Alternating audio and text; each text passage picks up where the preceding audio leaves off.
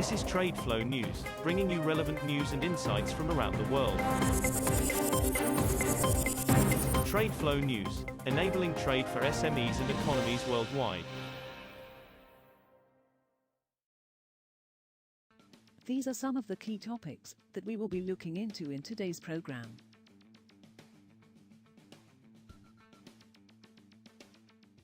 First, let's take a look at the overnight headlines which are impacting the commodity markets. OPEC Plus is likely to keep its pause on oil output increases for March when it meets on Sunday, 5 delegates told Reuters. Even as crude climbs above $70 a barrel on concern the U.S. could launch a military strike on OPEC member Iran.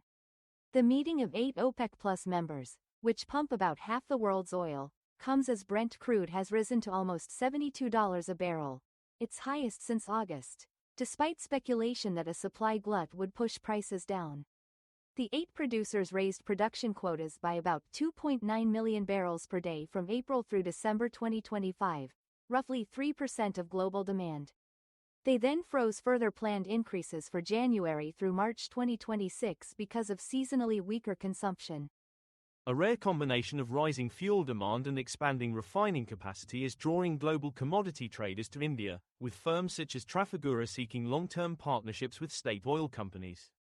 As consumption growth slows in most major economies, trading firm executives told the India Energy Week conference that they see opportunities across crude, refined fuels and liquefied natural gas.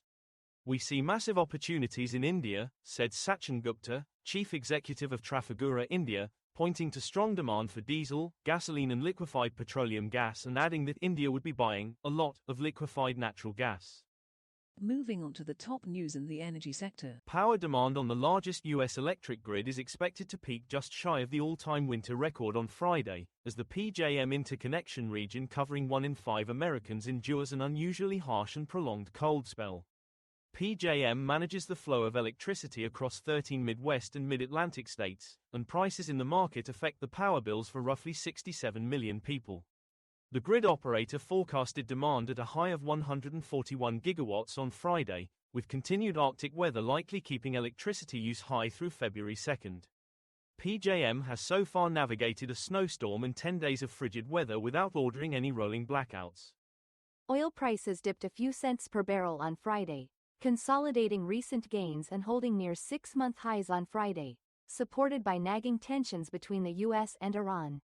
Brent crude futures settled at $70.69 a barrel, down 2 cents or 0.03%. The March contract expires later on Friday.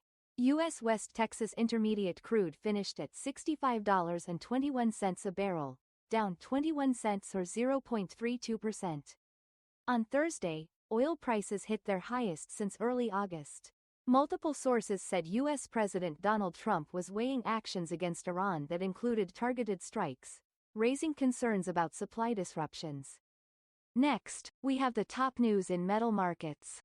Gold fell on Friday and was headed for its steepest daily fall since 1983 after U.S. President Donald Trump announced his choice for Fed chair, while silver slumped nearly 30% and was poised for its worst day on record.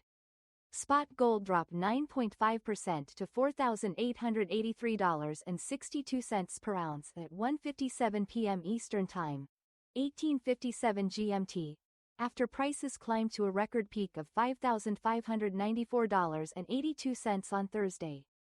U.S. gold futures for February delivery settled 11.4% lower at $4,745.10.